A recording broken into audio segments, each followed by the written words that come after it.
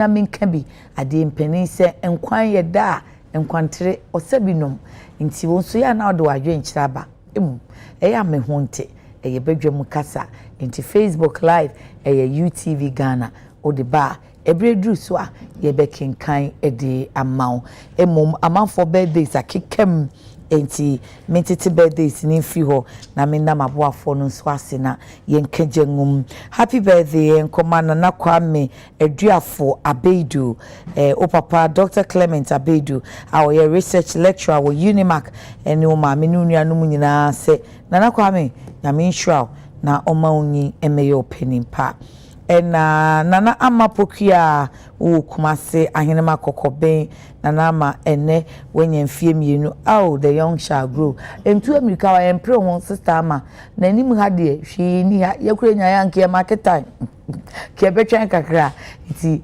ebompa ese ubenya ba beye obasima osono kama pa o maame nana adoma ena emau happy birthday ena miracle kwating also ena wawoda eninti Trinity Lutheran School we na my bro for na me na mention happy birthday to Mirabel Kwating from Trinity Lutheran School Kumasi. May you be great from your auntie Sewakoto. They love you. Nti enuano no Linda Emisa onso eneye wawoda Tioba Linda happy birthday Odofo pa Benjamin Abuaje AJ or St. Philip's Enterprise ena Emma happy birthday osinyami shwa papa afi Johnson Ajiboye Aluban Kudi Johnson Ajiboye Aluban Kudi, happy birthday to you from your lovely children, Harriet Lawrence and Abiola. Then I should do you a favor by doing it in English. Happy birthday to you, Johnson Ajiboye Aluban Kudi, from your lovely children, Harriet Lawrence and Abiola. They are wishing you God's blessings, mercy, and favor in all that you do. And it's also from Jessie Amankwa of UTV. Mrs. Mavis said, J. Boateng Oton Bax, Ewo Kingsway, Ejaben Echihonoma. Now, so newa Udentura Prince, and a woman na Emma happy birthday. Joyce Lena or UTV and so eka hon and Matilda Mensa Kitty or St. Lucia Child Care Center Tessano. Matilda on so your bompa say ubeni na wababe opinion pa inti Richard ene Anis Richard ni Anis eno mame ena Emma happy birthday omusinyami insha papa ubia di ni birthday ana ubi di akem happy 59th birthday to Mr. Kwejopo Kwechampon, manager Ghana Commercial Bank and Kranza branch from Apostle upon Opoku CEO City Main Forex Bureau and your wife Madame Joanna, and a blissful one to Miss Rhoda Araba Arthur, past Sacramento District YPG and top member Kavri Yaf. Special happy birthday to Miss Ya Educhumwa Edo Kavri Yaf, treasurer from Inspector Anand and Reverend Walter Pente Nachesendie Enwa no Honorable Vincent Asafua na Enra Kaneu DG Prof Kwasipoku Amankwa birthday Prof Enkase ya mini hobby until refi birthday Prof family to heavy. Eti Professor Kwasipoku Amankwa ajabeka ajwa kokra na makai ajabeka Professor Onfefo and Prof ye mobilated happy birthday nyame nhyira na ontre wahye no nkoso a onye okese me sure say saa na momi Mrs. Opoku Amankwa owoken UST primary school ho ene enkwala no Pearl Barrel and Duke omunyina bekase nyame nhyira na koso aye ejapama wo musa. Belated happy birthday to you Prof Kwasipoku Amankwa, former Director General Ghana Education Service. Azel enantuma ya adwoabo ni din kire me no mienu nyinaa ai ketepa opamye edi hihye me fefefe nti wo kamfo me na wo kamfo me designer say why ade pa Ghana mante no oyi ne nsa no opentuma no nso ewodin no fefefe Azel no onimade pam owo mo a omo kekasi ani sa na aboa no na ehyewa waye dedede ewo baabia enu nti nso no osebra na nimde no on impact bi emaw nti kwaza ho na kwaje ntete na be fashion designer ana fashion illustrator na wonso pamade a eda ho na enhome ehye obi a no waye kiko baby obeko bia no oje fancy sa pacho school no morning or afternoon or evening or weekend nyina ewo honom very flexible obeyen hyehyeye no ama aboa won so said wo schedule etie bia Azel de friend say gise wa ama okonkwa obetumi ama wo enso abe fashion designer and fashion illustrator yene epese ho ye fene de o say a style for every story.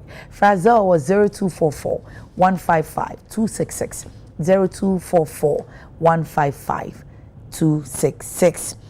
Enyuni etira amanyuni breiti ye Adekye Nsroma mitimi di gumachi ya mesime kondo sede me boni kashire no ti mo nchechire nso ame eni achechire aso ame obotire wo Adekye eno efe na efataw ehunfu nti ebiribia sa bia opebia nso utumi ediye kama pa nti kobobi wai na wanim enna ho Adekye ewo Jowlo police station nchen wa pe police station wo wanim ntenten so onsani fa so obe say or 3D signboard for pink and white ya choso Adekye kona omomao friend 0244 808730 0244 808730 enra mensa kame birch re diffusers kama udisi u closet udisi u kamu kai say si ano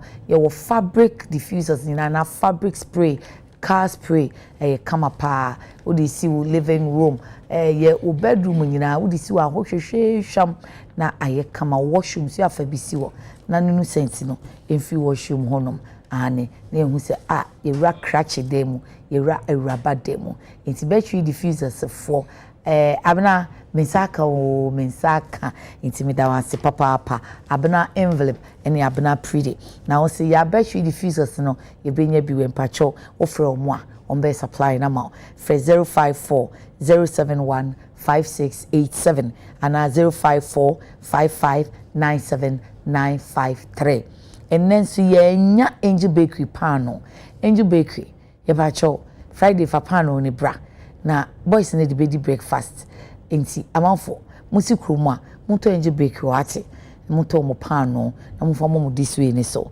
upe cocoa bread upe wheat bread upe sugar and now upe butter Angel Bakery dende obo for pano enwe mo amuto provisions ene supermarket for no mo frɛ omo na mo to be ton frɛ no 059 411 4719 na Japan no papa enoa enonom anope ya bedwafo abai ene ensem ne de esese ye ka enuro na esese adwojo yi ano nanso yenuanu mabuni adane ne no bone na sika pe bone so nti enipa nso eni mienu ehwini santemu si aduasa guna num ye ni yie ma wo kraba wo se wo di twam nanso sade yi deputy DG kai na Constituency Control Commission aya ni se twam enso ba ye dwaso ye nim kura BBC adaroma ye hu se obewie no na ewu dwaso na utwa ketrema toton wi a na number no wawe ti ye beka ho asem enu no kuma bi enaka enura wo mu CC ye no se wo de ye kenkan naka na dodo a kire wa ubehwa we 160 curtains tafrador no na 40 curtains ye tapentador no ukabo mu ahe 160 plus 40 200 curtains no new na ebiso ekeka ho bibi metin ye ahe 190 curtains na diesel so 320 curtains so this one is ahe 510 plus 200 710 cartons no omo ton wi a $7 million. Odi baga na skema 20 million Ghana cedis ebi kura gu akire meye den nanso sei nipa ti ye beka ne sen na milligram no kra anso eyi na kok lawyer Twumbere mama ye hu se ebro so 250 mu chese wo dwodwo wa no yen ka ne sen ni tema haba ene wo mkoche no yi odefo akasa otumfo se free SHS no omo betimi atua ye mo muntua wo kai se dabi e sha ase foforo no e ya ade a ye kane foto sanfo ru akenofo ya takra kan se onu de owo view no se esese otua prof ne machia we makai wasem prof so ko kan review e mo no so kra na so ye hye prof jama uko fie na no so kan na mbe trouble the exigencies that require your services ni edi papa ye die but na die otu for kantin prince am se prince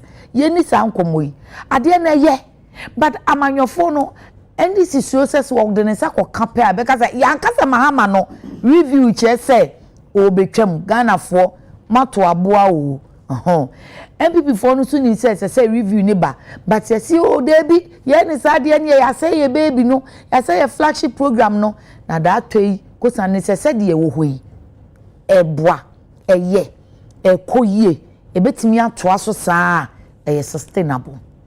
Is it giving us the best of service ana eye second PR Ghana Education Service wa ha the education sem dey woni Ministry of Education me da say enti education born ho mati post so anam because equality na abehye wanan eni honorable dibem enti eye uwa ha nko ade eye na afei ye wia yaka OSP eni oroforiata entokwa omunkuen eni opani bi se na nipa o yade mpa so eni wo twe court amansuin enti goodwill ne wo hwa na esi na se di mpa so yesi ahonya me yade mpa so nti ana me ma won se midi obi amabeso ma akatua kra na menye na wo se midi a enti anopen so yebeka ewura kisi jaben ene OSP entokwa no na Honorable Vincent Eko Asefua MP Tafo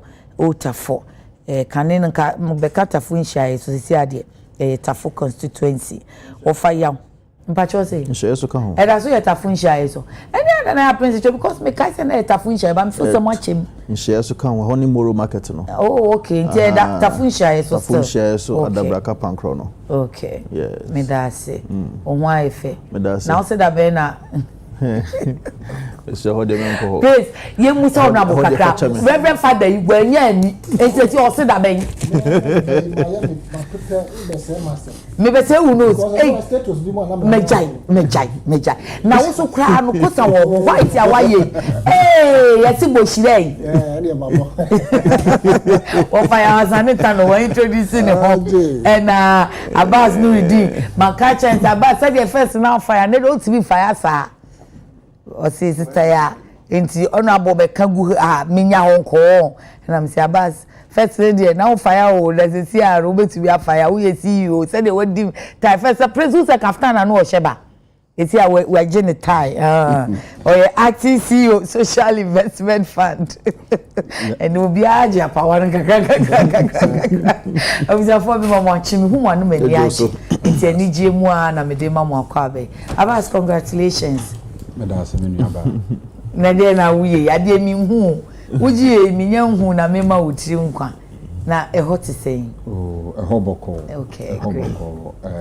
edin kam yan cheti fo all right na ya papa John Dramani Mahama yan sire nyame nhira okay na dom ene na ho odene na ba bia aban ya atwamu dada no ma wiwi oman no ebedru ye no ono so asomu no na me manu nim de esronko na wontimi ye mfiri ahohihia ne mu na onfa yenko boshe asase no na me nchia me amenuano mu a omo wa Ashanti region okay then you can no social investment fund fund ayete in 1998 okay na just akakra na enya emfie aduasa Oh. Na ya dia ni main ye poverty alleviation.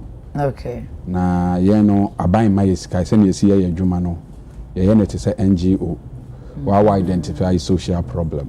No actually proposal now they call development partners and our donor communities ho. No, now wa kosiki funding. Over the years ya projects akese bebre. Ya Ghana Poverty Reduction Program.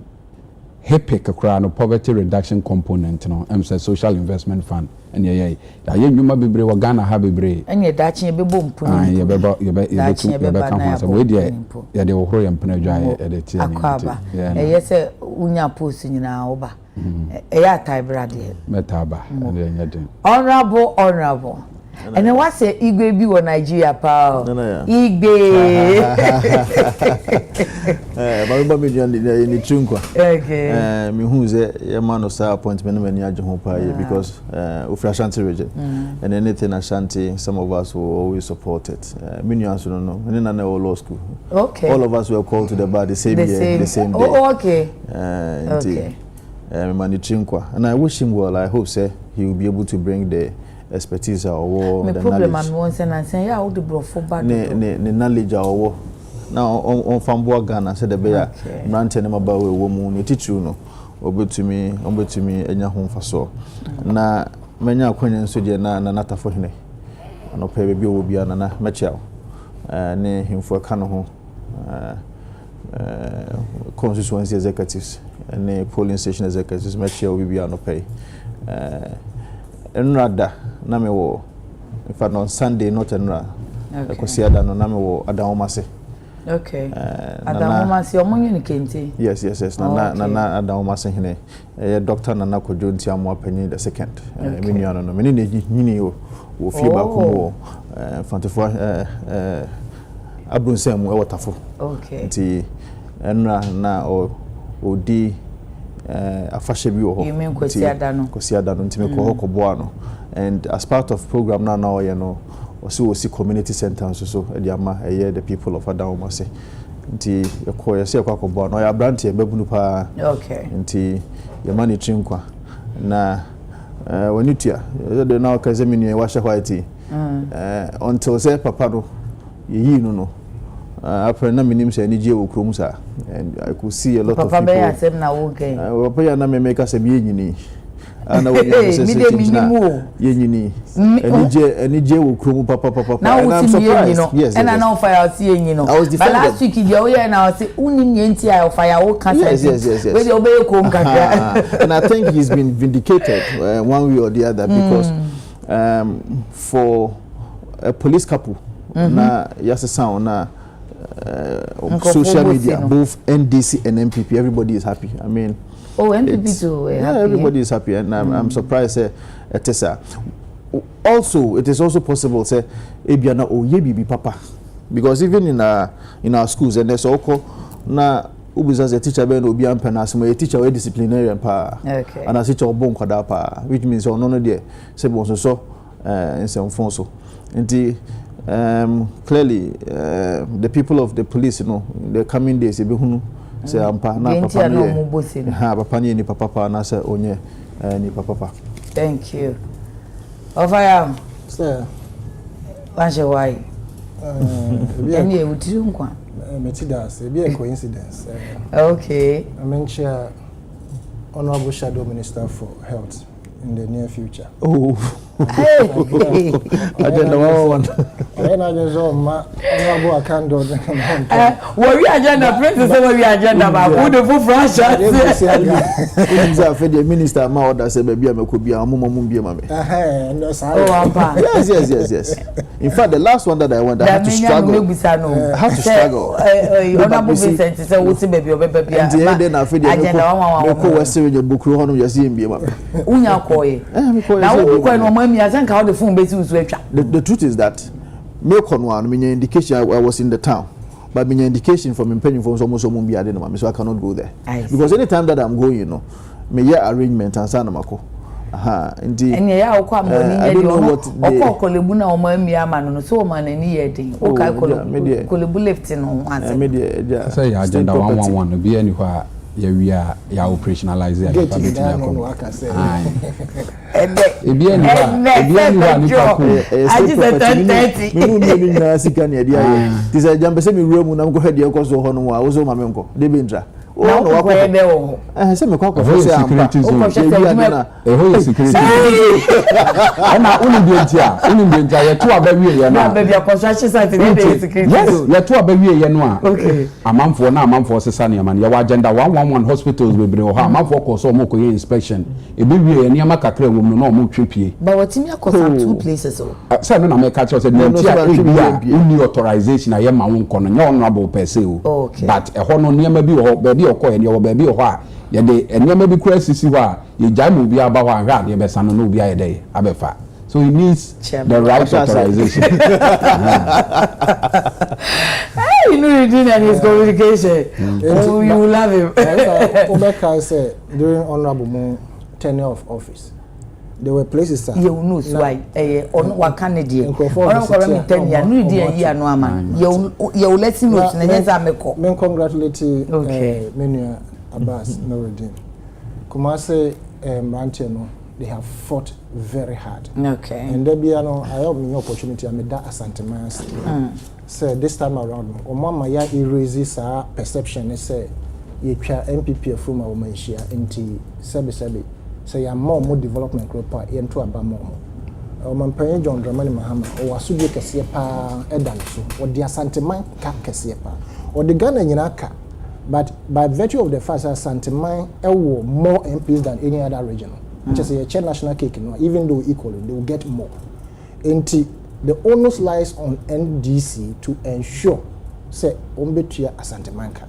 And no doubt about it. And I trust the administration of John. I can't say Ghana for you and it. And to the can say, by virtue, so more MPs to do no. And my own can say, Honorable Vincent as a frua on ye NDC MPT, ne resources of Hiano to develop his area and Omon farm man. Yes, sir. Just say you are depriving Asantema. But I remember a friend said, Honorable Asema or kindness. I will start from where he ended. Regards say, Ubi or in a setup, and I say in any institution, Ubi or na or yet at the park, and I say, Postu will be called by Bia. A beer and a nepa war yenti, nani pap do donut. And I say, Bia, Bonibia and Crofubi mu edintino. Nan or to normal year, na Ubia time. Nti meka amana kosi the former IGP Nasemso.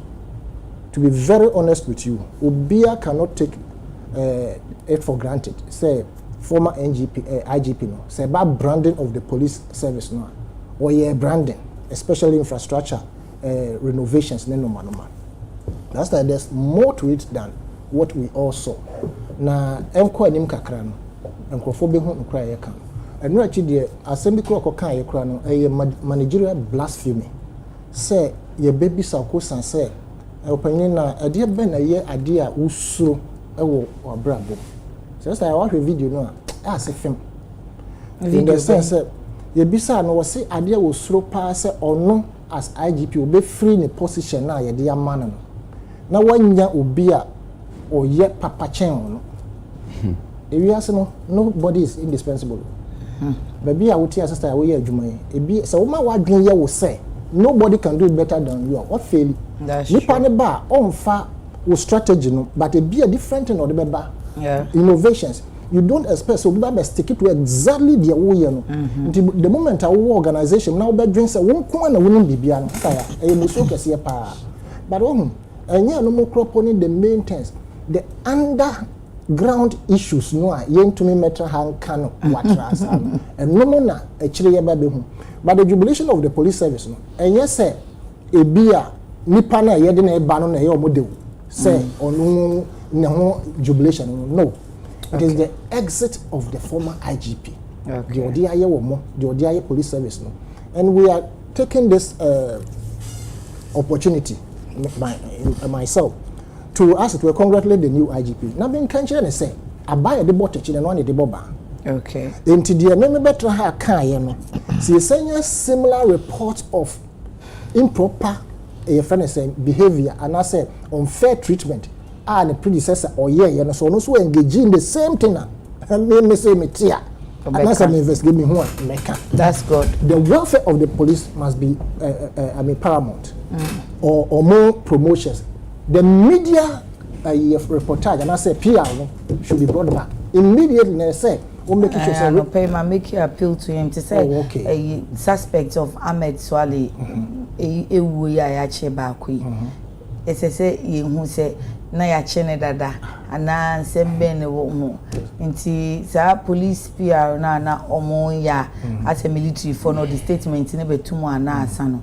On se sano ni enkoda dan for dada no na ye pa. Yes, on my regional commanders in the omo. Na omuni media no relative fine. Na you say region we say we don't want catch almost omunye police no omunye media ne man. Exactly. Police TV no kra mumu no. We don't want crime suppression, is data suppression no manoma. Police commanders should have that, in their various region. We have a lot to advise him or to probably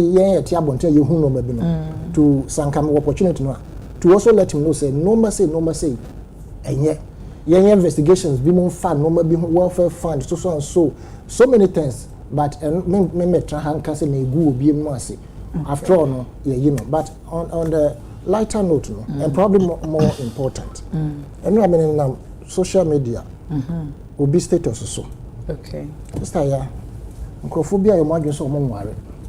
Probably some know your boy. So, better, fair, so worry, pa, worry, sister, I denied.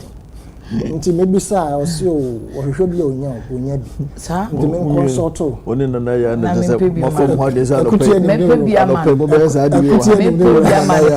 na when you father ya while so we are friend na na phone ring me swag beje o swag bia jo bia ge ekuti ani me ma fact swag bia question say me ko so na ya na my yes we do say na me sumi hu ye and I me say abotre de bia abotre na me say yenti me twa you what 3 years how say masa ye de me twa 3 years oh that 3 years wa into aboma no ho bantu ye twa no into by December dear into young consult here on ye hwe say bi na bia man yes so so na he na fellowship no o parish here Tafu Roman Anthony's College Church oh e benya bi o nya bi o abra ICGC o benya bi o beka bi o Vincent awari asem na mo ken na why ma ware wo ma miensa ho enya sa how dey wo ko de da Vincent ayi fro no age se yakoye no wo Bema camp na you provide mischievous very mischievous security checkpoint ngo wasa ye be serve anya sa ware na ma say mu twa so na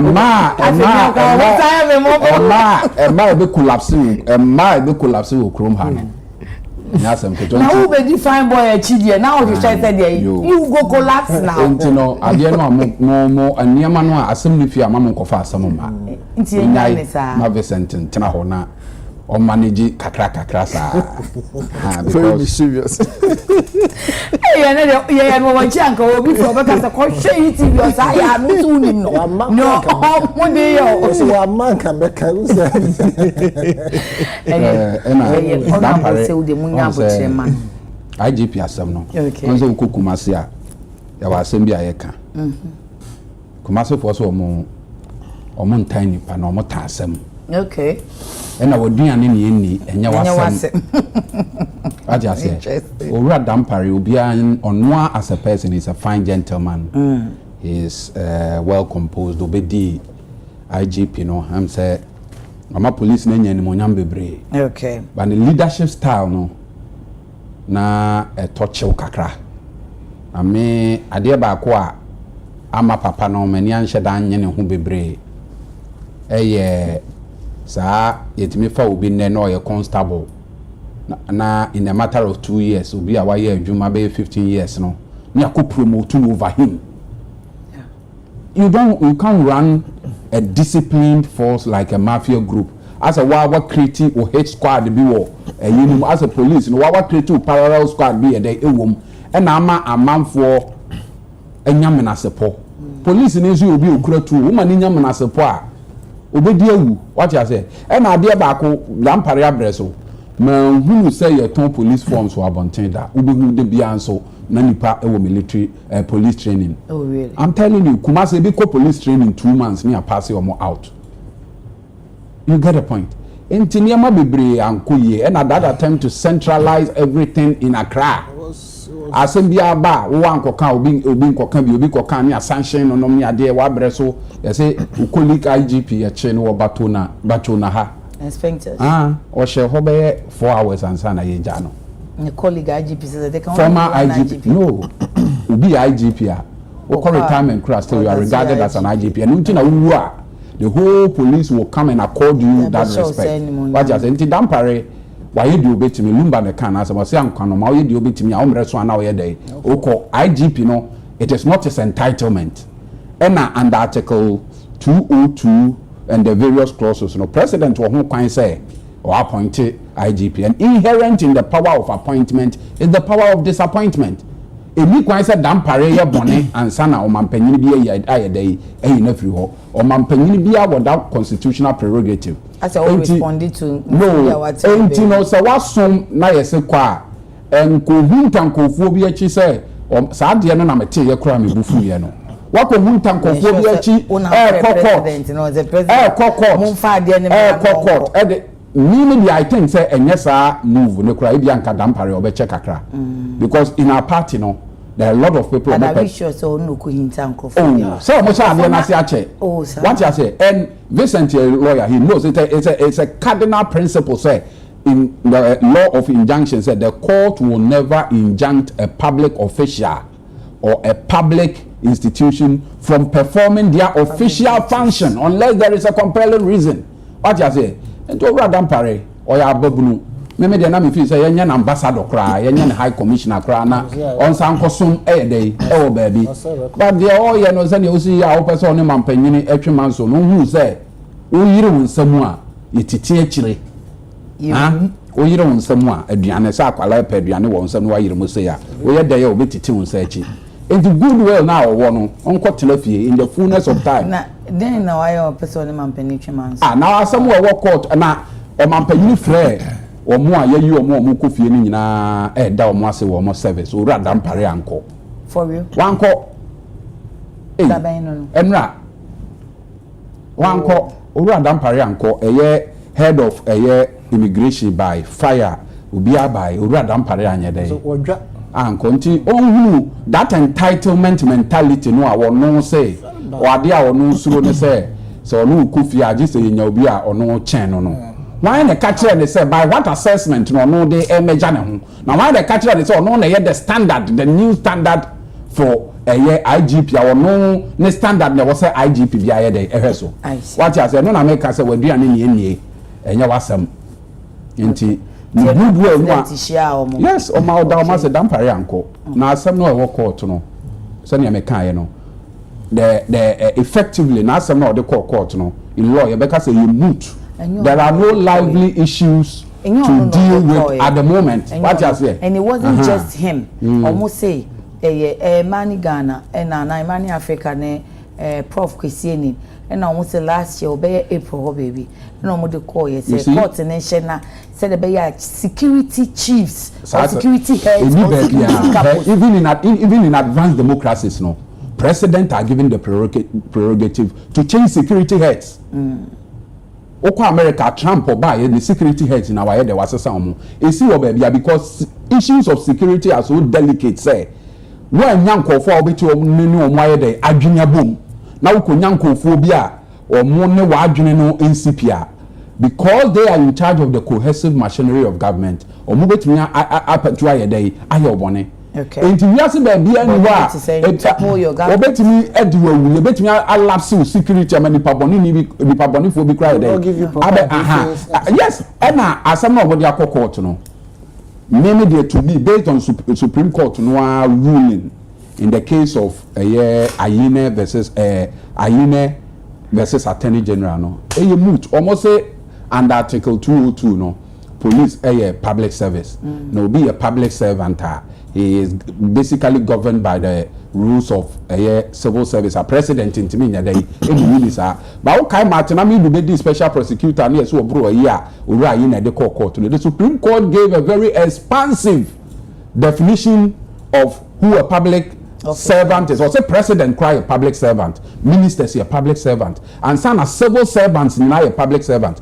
Obia with different regime or they operating. President a public servant, but with the 8 years we was already echo minister a public servant, but he serves at the mercy, at the prerogative of the president. Will be a civil servant or also operating within a different set of rules or no security of tenure or 60 years or better or beko. It won't mean fast idea no measure man penibia me so say MPP president aba will be a NDC appointing or changing on any day or any new juma wa bra will feel say on your comfortable with. Won't mean let's sure say if the tables are turned and Calbe can't no because IGP name chief of defense staff no me ade ne de me mfua so da say president bi beba one afufuro bi a ye power mo obeto wo no nye de enwene emwa.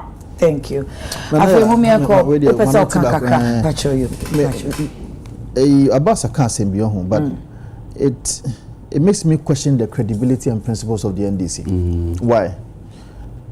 Or say dampare constables are not sebi omunyanya even they require the your friend say yes you know to be promote you and what have you at the expense of people who probably even deserve.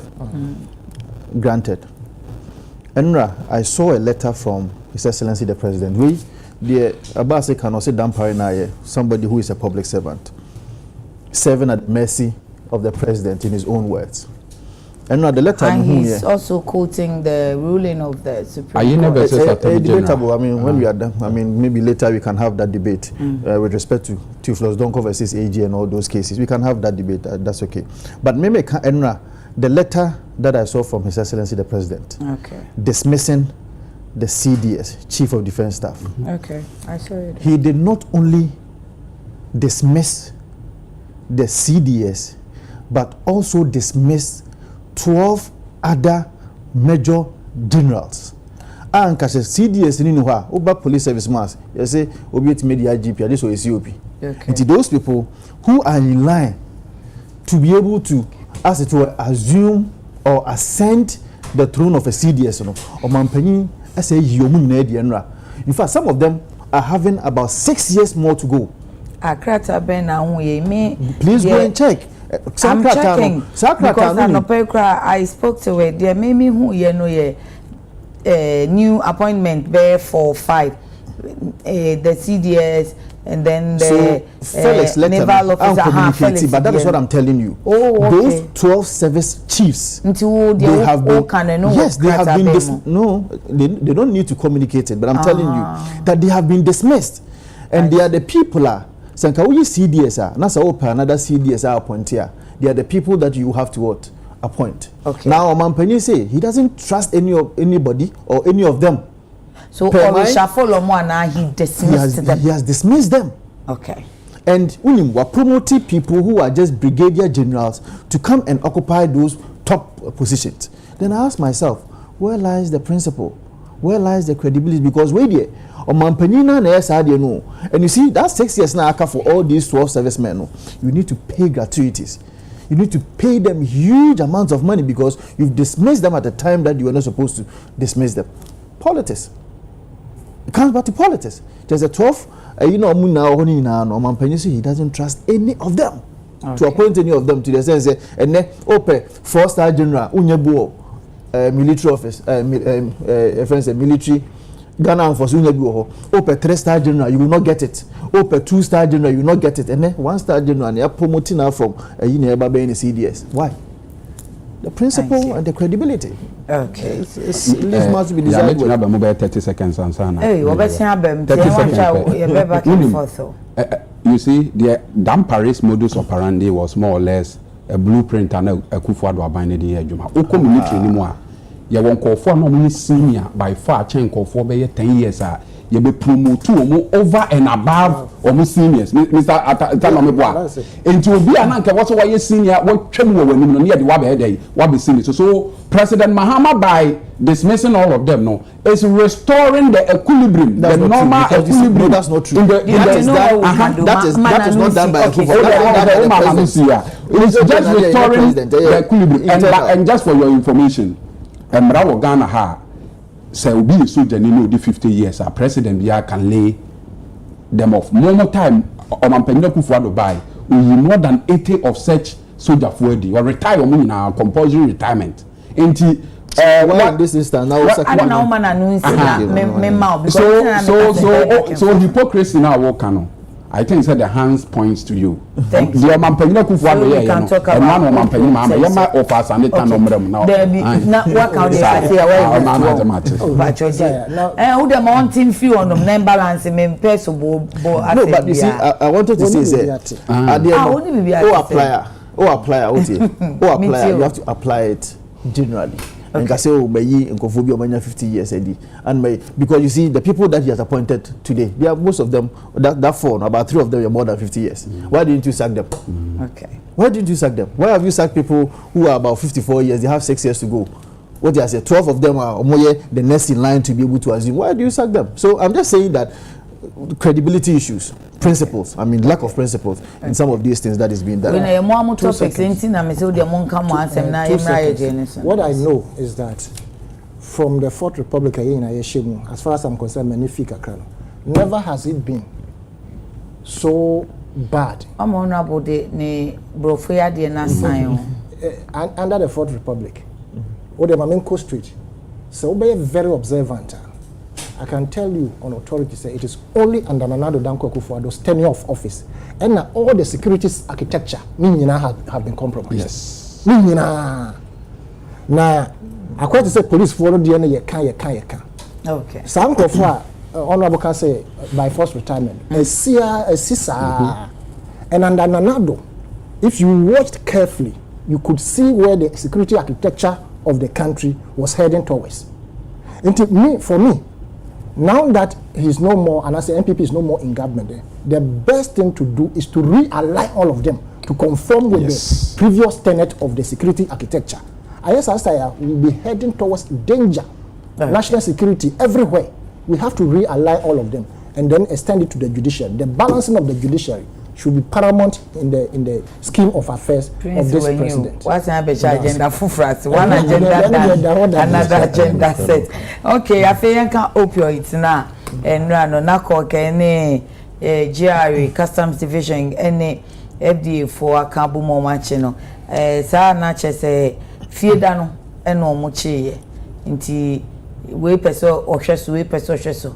No mu nyina do mo nkra do gu mu na minister se mo ntwe na memra. Ti enra minister ebaya omukoya me boboso ana me ka ho nsemu yi sisi amu wo social media so amu hu we unim red em se na cock for ye sa campaign unim red red no say wo mo pa we ye se emma Ghana nanso ebe wi ase no na ebi wudwa so ena manufacture kora din ni ho eno ani se free India ye be ka asemi sen ofaya. So I was you can enroll one semedi and I say particular drug. I say man. I mean cancer say and which my friend was called hospital or assignment so baby. So we assignment so. Okay. Now unfortunately drugs more or less are shorty. And anytime I call more or less reference and I say yeah true drama on Kokoto because they don't have it. And I pray say honorable Health Minister Ura Kando obeba na nia call the various areas nrobi mu a yehia no yensabe kan wano now Esther this opioid thing abeto it say yese asem kese ebesi ana franka ensiso me kai say some decades ago and you started say ye film bi akwete say fiction. Okay. Na ubehu say Nkrofo a omo aye to say they have been addicted to drug and I say BBSC ama so what can about Hiroshima bomb Also the effect in your film be a share a couple of times. They are in their different forms. I say drobi na bibi contamination be virus be na cancro for na ama omonamo omunya ni po omohwe no. More or less fiction. It be to say, oh my zombie, exactly. Vampires, exactly. And your account now so why affected.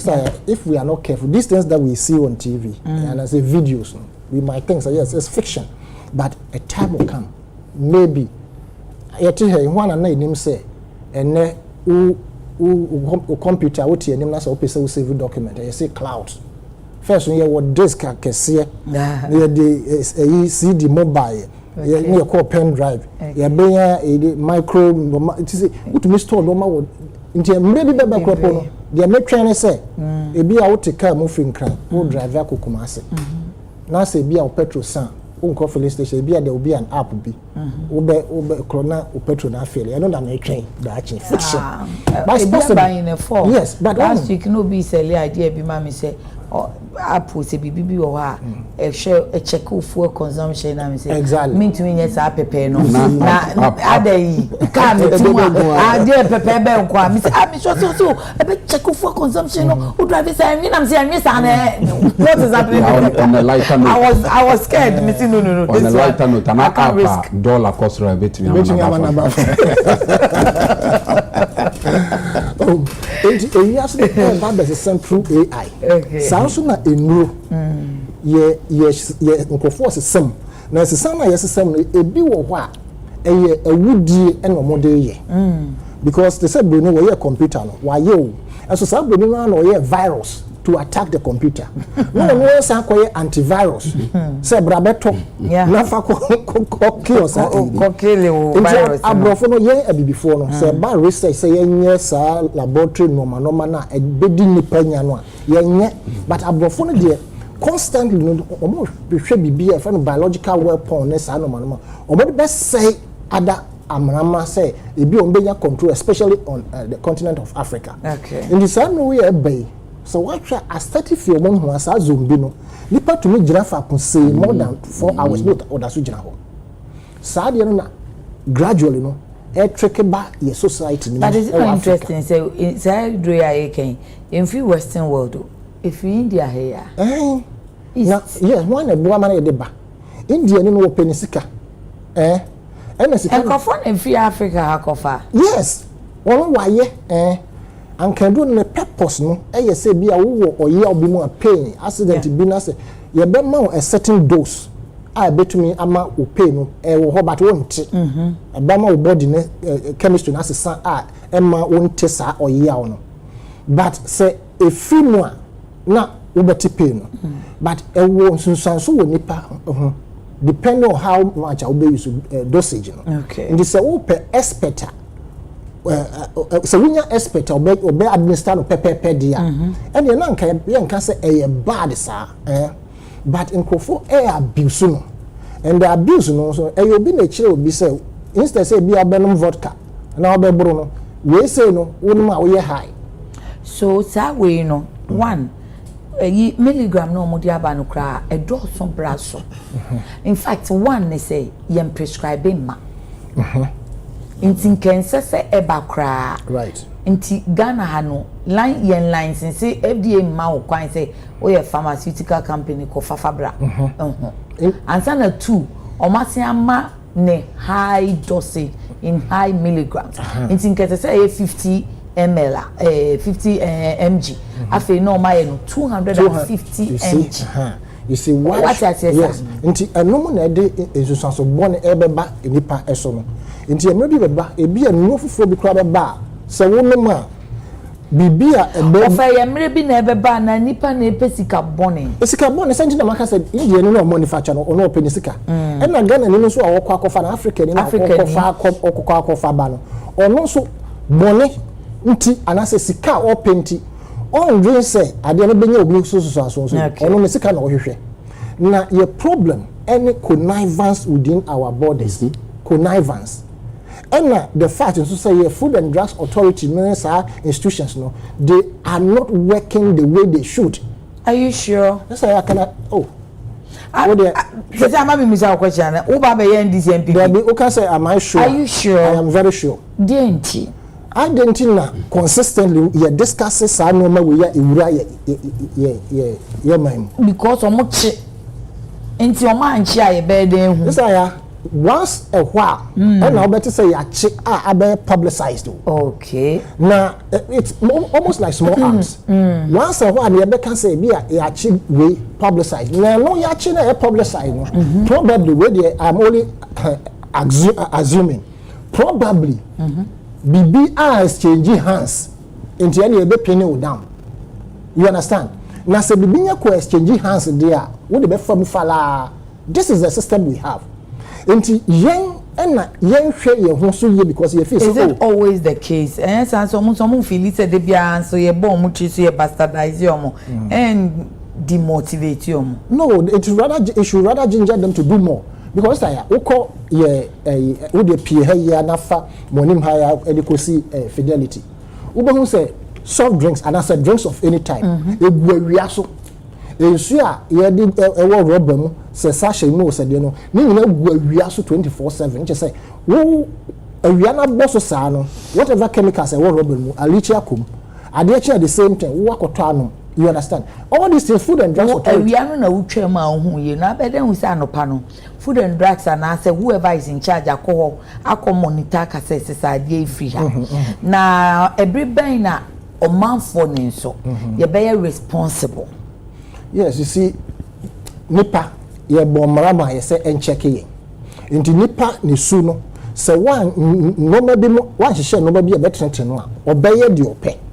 Into the American ya can say beer or more ko check sister ya ko nkranjwa so odwa beer wo Ghana hakoso ube hu say no mado do no it doesn't matter the beverage that alcohol say soft drink ni nyina egu awia so mostly egu awia so pa nti anka ese emra shekete say you cannot display ade a yenom koyemu ana yedi koyemu even sa canned food tinapa ne sa canned beef ni nyina egu awia so ebi o ho ho sa be 6 months kwa na yento ya wi be bonus anopa na yesen suma be gu abonten and not hold brief for them o unu enti ambusa se obeden o so monko ye no me suku ko ba akum enya first degree crowd masters mu me ko ye intern e wo FDA anopa 7 o mu se intern so be sen ye ko market surveillance so ye ko training o se ye so ye anopa say ye ko schools ye ko shops o mu ko market.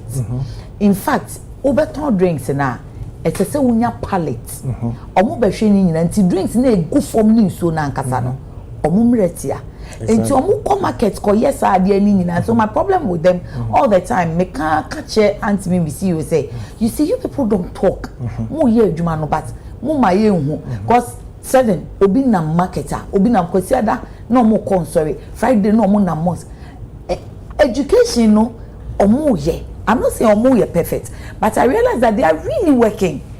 Only that this Mbappe na yati say hey na FDA for no. Until then I ask, Omo for so ye be your Omo den. FDA ni aba ante fa nsuyi fa drink fa gu pallet so or say pen okoya mu duebo or de asi wo. Nti ono no di asudie na da ne so. So say Omo say adwuma no say Omo ye. But say obey in fact say dan esi hey. In science so more calculate sa no man kukuruso a 1 2 9 a wonye hwe you understand enti wo akọ monitor wo kire ne say ye we nim say ni pasu obesan ye de wo mpɛ no a what do you do? There must be punitive measures. Say the next time obeba no what the task force ababo besesa ne normal no. And now we must also be conscious. Say you provide market space. You provide shirts. A baba ni panel display in normal. Sometimes about to sachet bag ni insuo no. Na kiosk about to no mu. Some scent in any other chemical scent no no insuo na oti. Because of ton exactly to separate them no. All these things they need education. Okay. So ya nyane sana se because so ahwe mo sa every time obeko ubesa wachi no obey the same thing. It is some way ya opioso ya abai. E mabru ni hu say some of the symptoms and I say dangers e wo ho no it can kill you. Difficult in breathing I hear. And dizziness, no drowsiness, no man. E ma body no kra e dry. The drowsiness effect in there no more hwehwe no. Yes, you understand. We have even gone to the point time na say tramadol no ye free system no ye may ni brain ya no after they tend to sniffing glue tap and tap glue no you understand. So we must do something. The measures that will be the penalties and I said punishment you be met out to for a better almost it will be so high that it will deter people from bringing these drugs to destroy our society. Yeah, that's it. Honorable.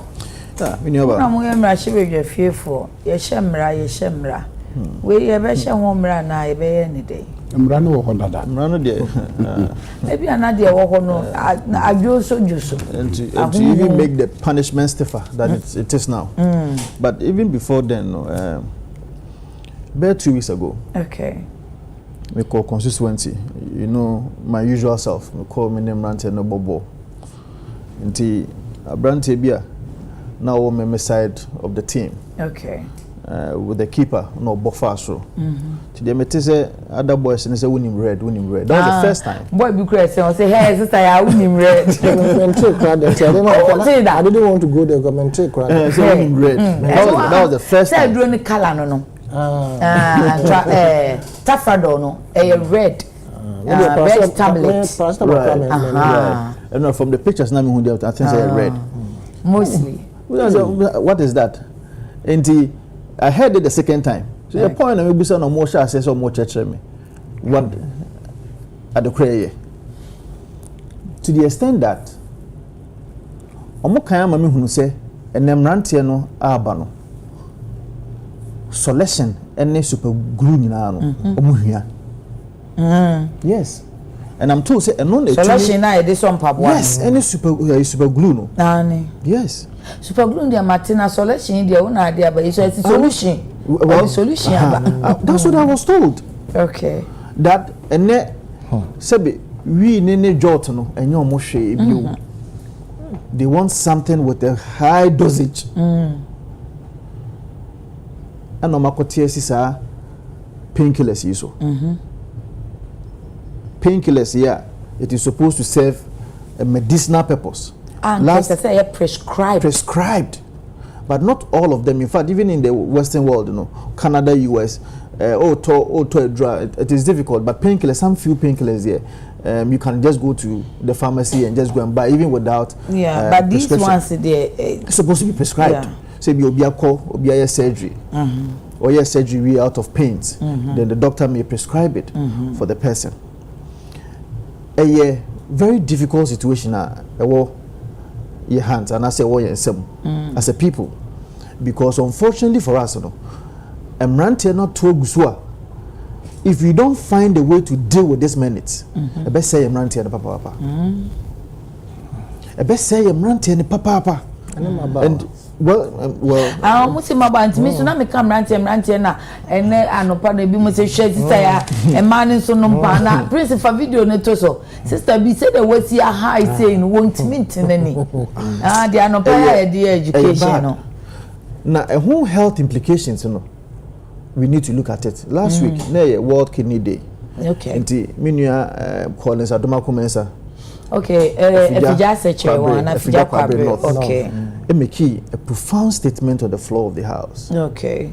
And one of the reasons are Oma Ghana for here with respect to major causes of kidney issues. Excessive dosage of painkillers. Inti say uti oya go hani tie ni yakutu bia no na akope para painkiller. Obeka so para de nya red. Ade ne bia also no be ba kwa na 2 no anom for abom because e bia business inti no or person within 2 hours or 3 hours no okay from the pains.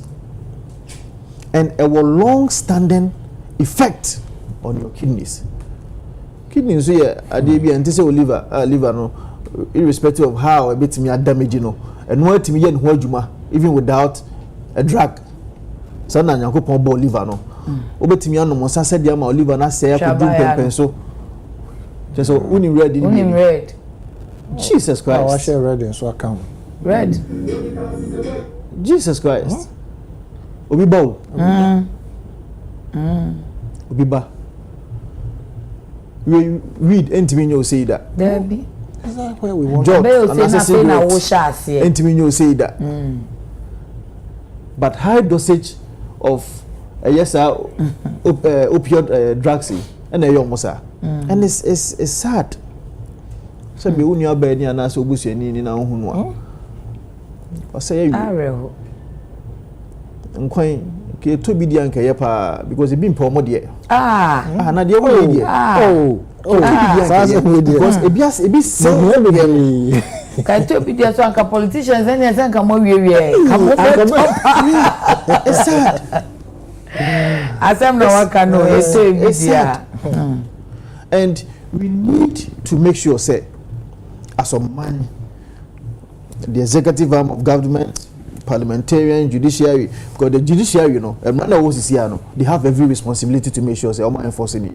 Na yeni abre say ye beko if you say BBC documentary ne ba ye no me ne CDD fellow ra kwa meta pon CDD nkomo me boni pono cheye o se me nkasa me say oh Mr. Pharmacist Mr. Owabruchiru Mr. say ya mabre I've been doing this education for over 10 years. Right. Nobody is acting. Yeah. So I don't want to talk again. Yeah. Me say the any last one. Yes. In fact, if we police for no the responsibility to prosecute some of these yachi or more.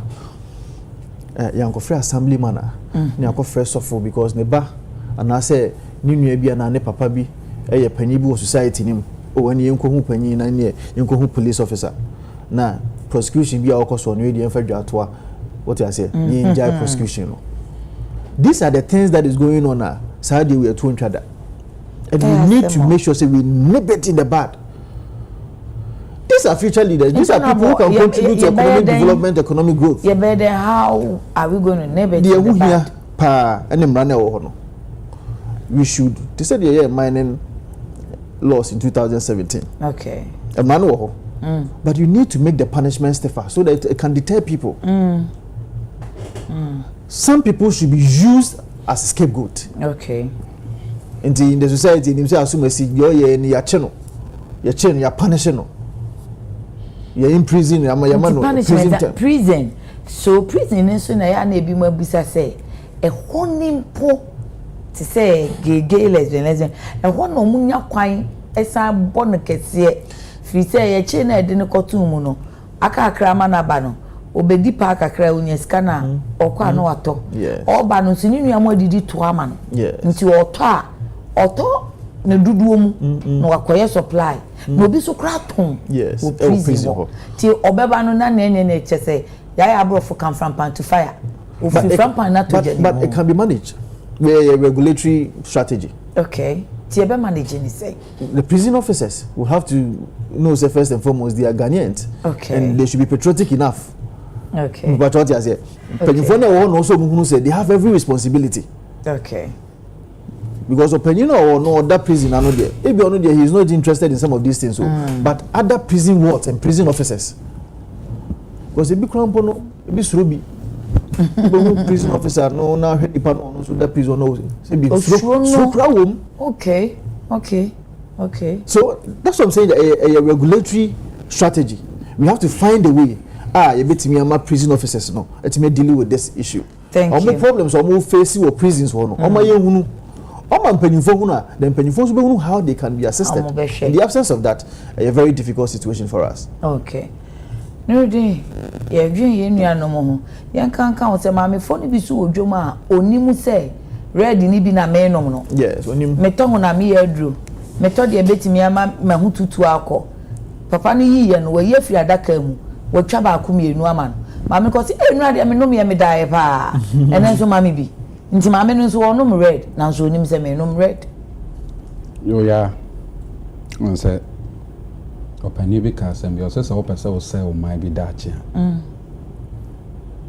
enkofa to pa yem fa me go mo so enkunkum o yes I be ka se o ye odini ade kwan pa obetimi afa so ase o mai bi dachi se o de ne mabunu aye o mo dachi ne be wura enubone enum no mai bi a mabunu dodo no a no de o mo ho be hye enubone enum no sa mai no eni dachi. Okay.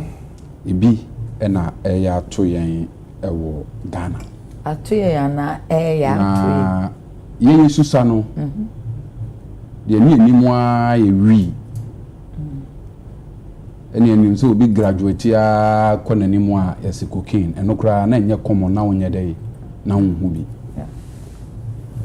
ba ne se ni nubone no asi abaye common no se ya nsore na ya mra no a ye wono ya ye hia se ye be hye mra bi o mra bia ni wiase aga na ye ni bi so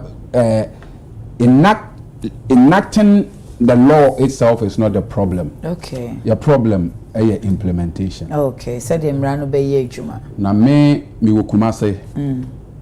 I know how our man for maybe o mo de say nuboni we fa ba pa your borders, especially Togo borders no. Ye wo ma bebre a o mo so o mo ko Nigeria o mo ko Togo akofa mulu o mo ko fa we tramon ya fa na load no o mo chi bebre da bia. Nti che say dia ye chi wa hanu kra dia no de ye ntati ansam aduane. Eno dia ye kitu abi. Na nti ye be dan hu kotoka te hunya akokoduro tumi de fa ba bia ayiwa na wo ya chi ba ye be ye ne den. Ye won kofo bi with security agencies, customs, police, army, omo na eye. Drug business is always a cartel. Obi o ha okofa, obi be police ni be dika na chia dia be abandon destination. With the hope say who say police security personnel be ka ho dia ye be lose guard no matimi dia ye dey afam. I see. In this say ye ya adwene say ye bekun enubone a ye ncha ase free the security agencies ukoye mpotamu bebre a ada police fo be ye o madwene say o moko boss kata wo cocaine base no obedu ho na no ma abakra ni ho o munipa na wo mu wa ye dey wa ma o motefo ye wo mu o mo ne nkofo na ye nubone a na watwe bia ye be ye says e de ye dey e ma wo mu I'm talking from experience. Into the first institution that was human security agencies. Okay? So law enforcement tighter. Ubi abisura ne. So for you enforce law and no ye involve.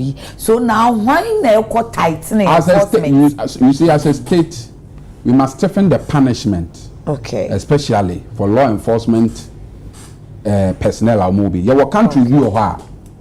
And they chill so trafficking Lubonia Yukun. Singapore, your chill so the cooking about Bekun. Saudi Arabia, death penalty, carry the death. Saudi Arabia, your chill say, Odi Lubonia by a bed, Yebekun. Most of the Southeastern Asian countries, no, your chill so the cooking about Bekun. I just noted it here. They will kill you. Ya chill say ya wade be a friend straight liability. Ya chill say ade ni crowd. Your fire open. Ba ko crowd ya was obi na de ade suma no na no nim de wom. Still ye kun no ma me sun ye kun no. Nti na wo ko those areas where proliferation of drugs say dey e wo form. Okay. But ne Ghana ya ye hu sun atra bibia democracy bibia na human rights for bibia na human rights for sorry and I say human right no any ne because no right, the first principle you will learn in any constitutional law class is that no right is absolute. And at the enjoyment of every right comes with associated responsibilities. And the first right of self-preservation. Yes, the first right. Taking somebody's life by giving the person this. You get a point. Yeah. And until say, many dear men for many will be an say death penalties. Whom for you buoni pano. You never see a prayer ya kotu a chireno. And no nama boni aye de adults. Yeah, and ne will be an arm robber or no ra will be feel a boni pami and sent to. Muchi na mu bunu na so mon family ko police station. On never check. Yes. Sir? Yes. I see. Muchi na mu bunu na so mon family ko police station. Onu na wo ku obi no because when you say police station ho there okwa obi na ni trade dim okwa ye be sa do man sika ye dey ato aduane ama na di. So the first step towards having a foothold over this drug trade no I say security agencies no a omo yes no you identify omo near punish omo severe punishment. Okay. Say yes was Singapore no near ade no yes say obi ahoma wo nipa mu a obi aba study and move through ya the next issue the health implications. I'm saying penifo the health implications no motete ani obi no nro ya na afi de wa beda ne bodem ni so nim sa na adwene nya adwuma bio onwene te se de nipa dwene no ye dey ebio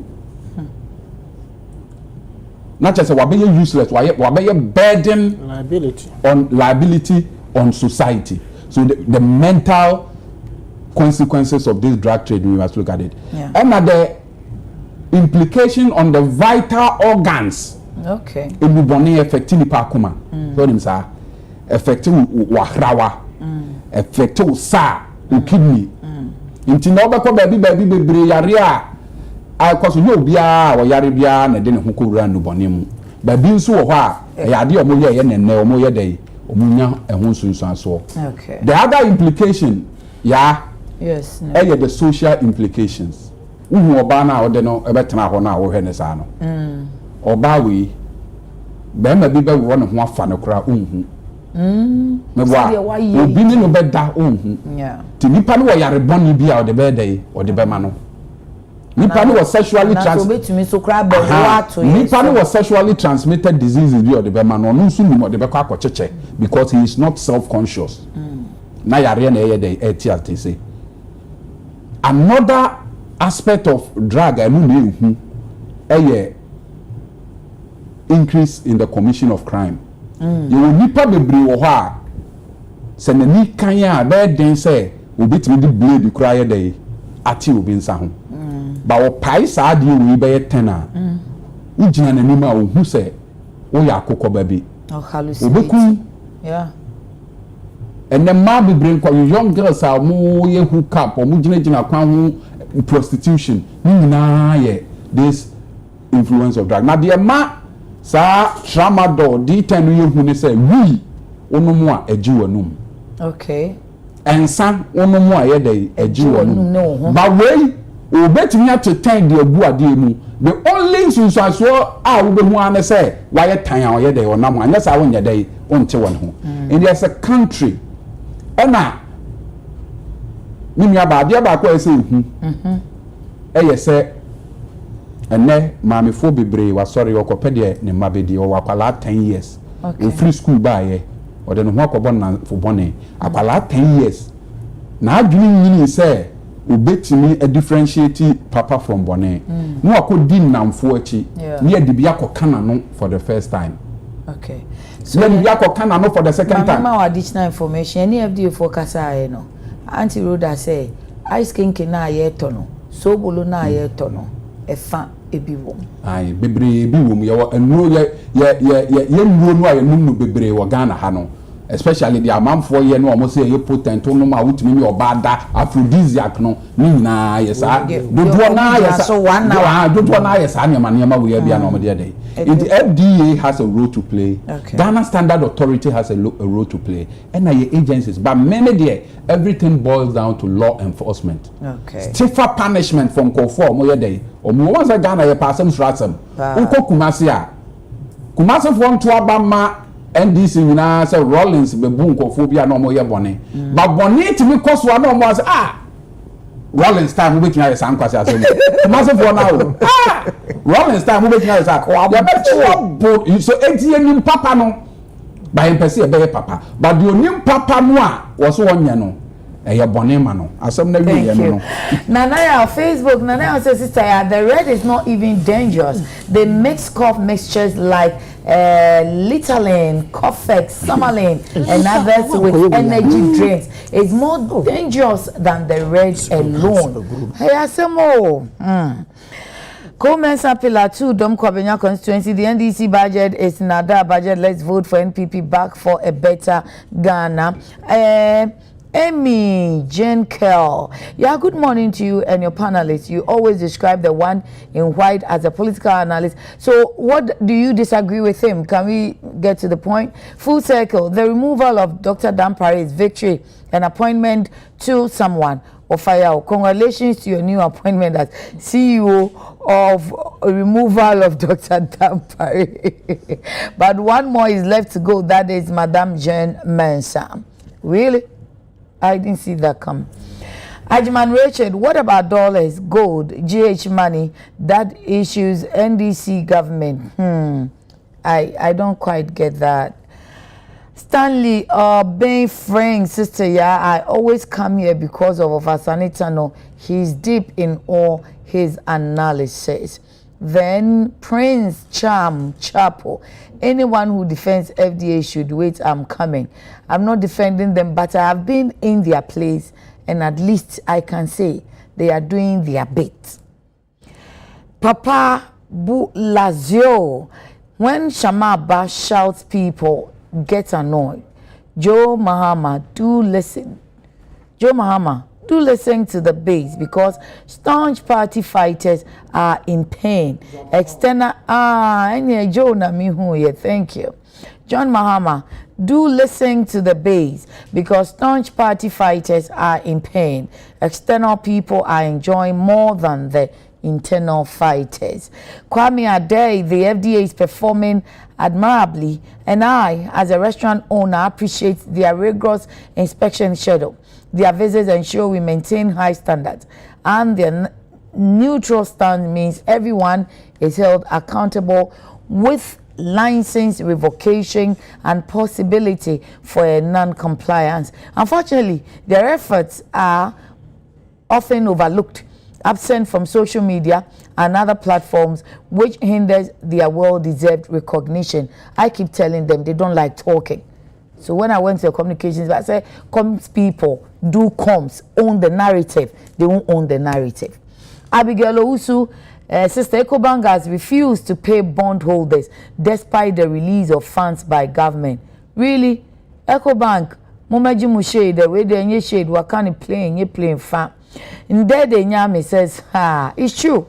If life should be sold, politicians would have bought everyone's own, even the unborn ones. That was on the lighter side, Mr. Chimbewe. Madline, the truth must be told. I personally support the call for a review by the Royal Majesty, by His Royal Majesty Otumfuose to the second. It is time for both the ruling party NDC and the opposition party NPP and other stakeholders to come together to make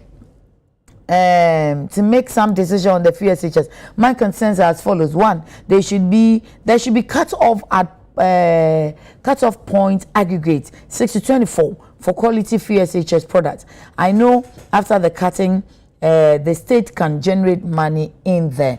Okay, also no. Then Gabi Strong, the people of Tafo are suffering from water problem. Could take months without water flowing through our tap. Sister, ya ask Honorable to do something about it. Honorable, Uncle Ford said do something before they run out of water. Okay, Choto Wudana Nantoma, sister, ya. In days back, there was some drug called blue. And the blue no ewo and any ho. And we are talking about red. And as from Fufu says, GH police personnel don't keep secret at all. If you deliver information, they will later mention you. That means they will just blow your cover to the criminal, especially station officers. Okay, greetings to Honorable Richard. Inti Udana and so dear. Diabano. I'm trying to me kakra. Nicholas or his sister Bob Marley will cry in his grave because they are misusing weed. Oh, we are not saying that's on a lighter note, you but say Nina enye MYN Intimumi nyai. Rashida too. Okay, Rashida too, they say Oma Rosie Queen. Happy birthday. Mubarak Mohammed says FDA board needs to be fired as she defended an expired right for our students. Drew Hall. Okay. I say young quiet second one so free SHS. Honorable China Musa Samobe ya na munye. Na mi Musa Honorable Asefua say Honorable Asefua Odwen ho say yenye review ana me bisa first because mo mo brainchild na sabre no review any cancellation be back and forth and na dey una na me na kase or say esese omo betimi atua no ye ma omo etua about the so say obena free SHS nyam brainchild I know dey anyway dey mate mu ya no makoko but at least even before that no national free SHS say northern free SHS I be kan kroma but national free SHS and PP before we never agree please okay free SHS before that mamenka tafo issue with respect to no pachoyo issue a water for no it's not just about water even the electricity it is one of the reasons and I'm no can say the energy minister is in Ashanti region in fact last week me and many Collins Adomako and Sebio we filed a question on the floor of parliament minister of energy be and say the entire power or erratic issues or Kumase no. Okay. Amani be chechim said dum so be any ho. Meanwhile, he is already in Kumase. Saying he's going to deal with the issue and also finding a way to deal with the matter. On my own, last year November, we made 10 boreholes or my constituency Tafo. Okay. All the assembly members say what Tafo will tell you, but I did it through them. Unfortunately, there's a bit of a challenge.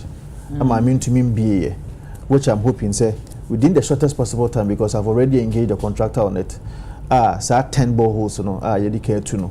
You be to me operationalizing no a year Otafo constituency. One critical issue so maternity block no. There's a pending question on the floor of parliament now. It is addressed to Makando. About hospital. About hospital. There's a maternity block which was started about 20 years ago. Almost 20 years ago. Dr. Tinakoto said time. Which is because 20 years now fail over be filing. When you get free education, or come more almost review means cancel. And then now something almost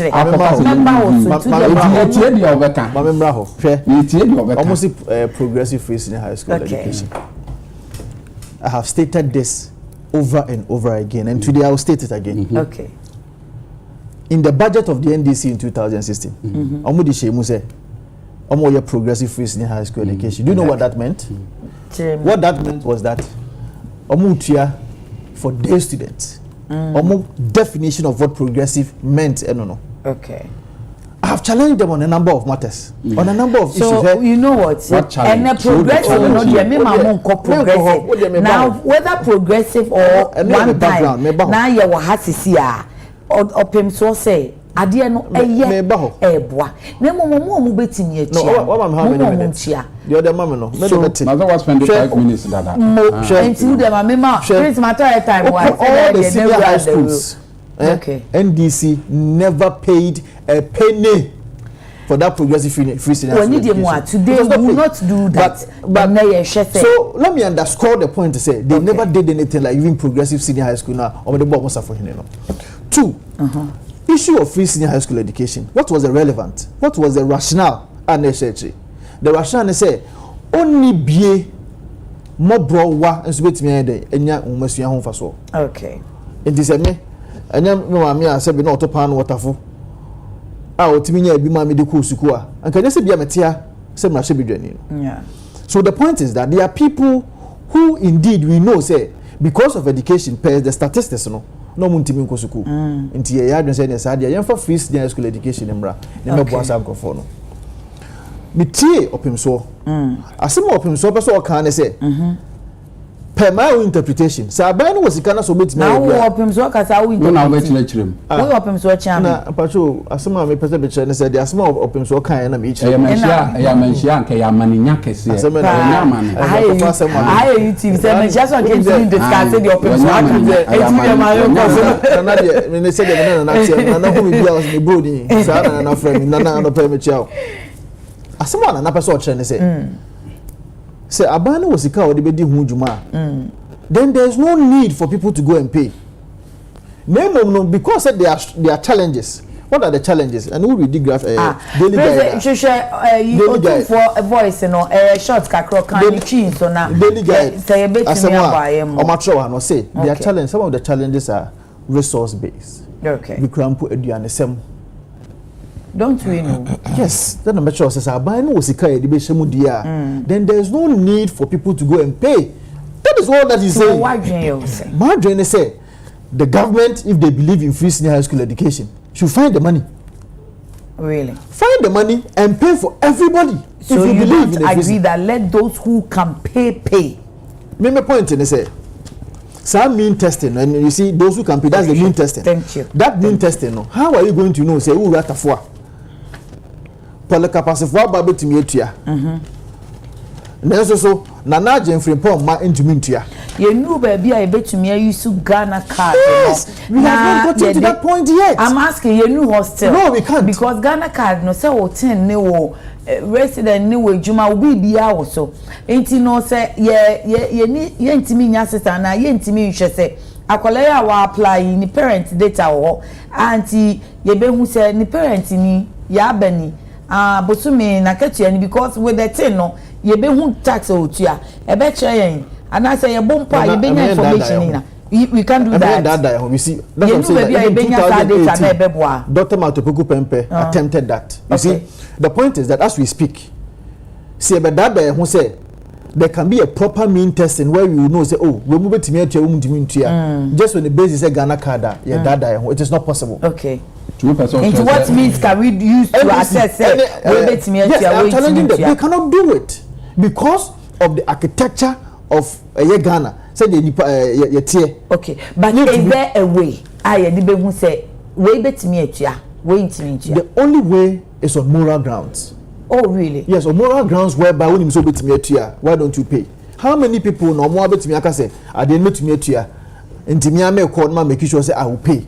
Okay. But the point is that the entire of the culture will be say no betimi atua wontua no debintra. It is money issues. What about omo maka say okay say ontimi ntua tuition no de fane say obi antimi ntua teacher tuition ne ma na de bedru o se pese me ko boarding de efisa broche for ne kra no de aban tua no okwo ne mantemu e be just a walking distance or school bus be ba be fa no enti yes a boarding semba mu dia ma owufo no onfa boarding ka no efisa wo kan ne ama ha ye no edidie ne saa ne ama no nti ene owufo betimi titua nti se wontimi ntua oba no be call community day school. It comes back to your belief you say okay MPP yeah they need believe inside there no what I say we believe in a holistic approach of making sure say hey now what the 2.7 billion acquisition office of the government machinery. Okay, if you set your priorities right as a nation you will invest much of your resources. Yeah, man, the time I change.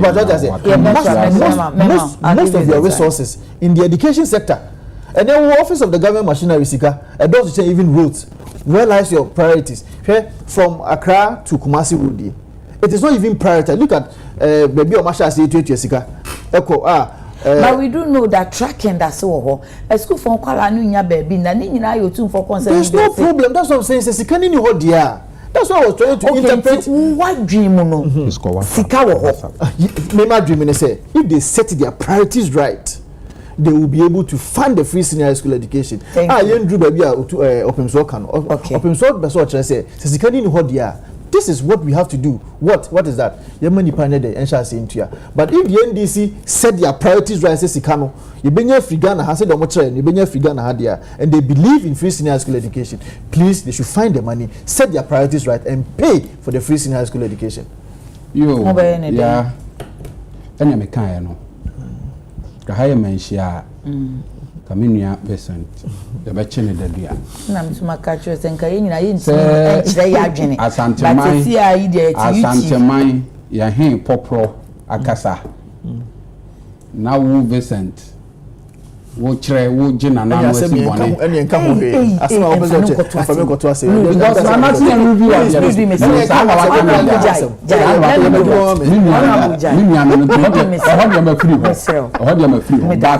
I am in Nana Koya, and on that. Oh, my fool!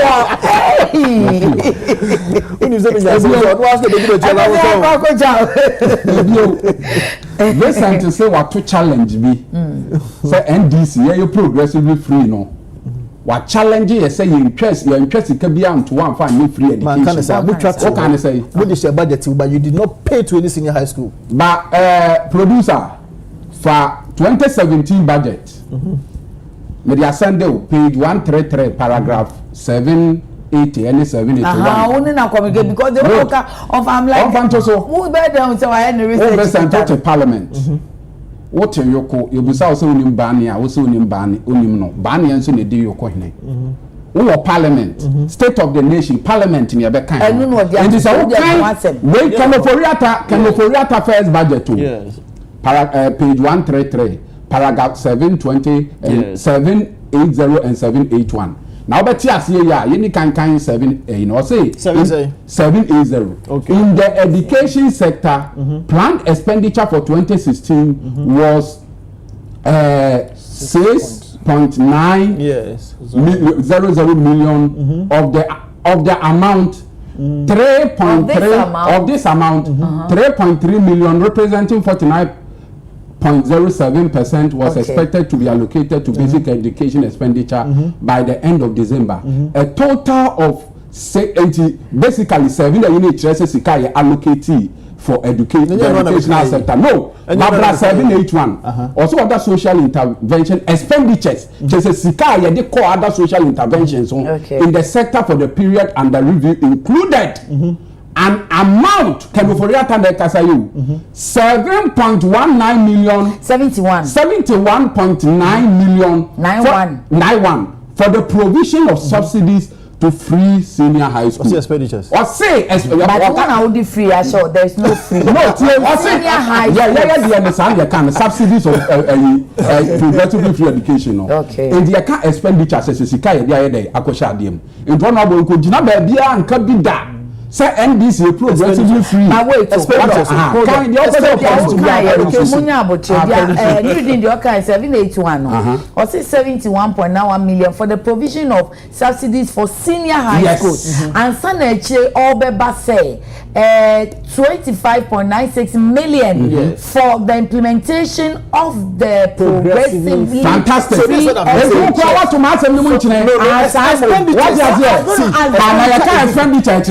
Expenditure traces sika what the meboa what spending what the you can expenditure the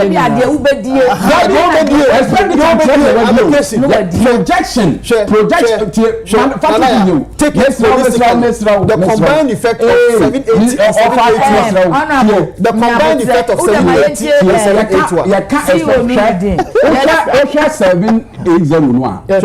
the educational sector planned expenditure yes. And 281 or say other expenditures, which means expenditure. What you say? Which means what level?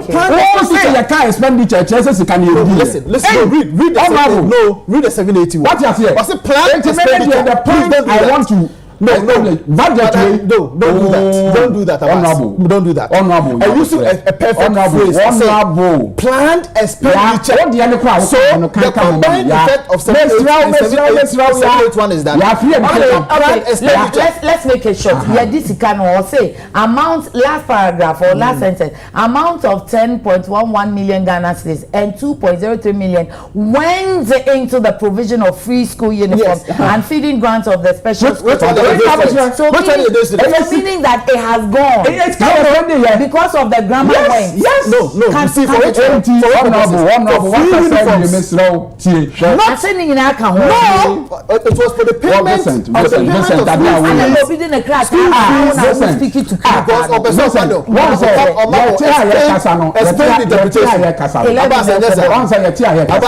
this is paid interpretation. Obia some people NDC and spend BBA with free education. Yes, you did. And now Makofa can afford a budget. Or Chelsea is spending no free education. No,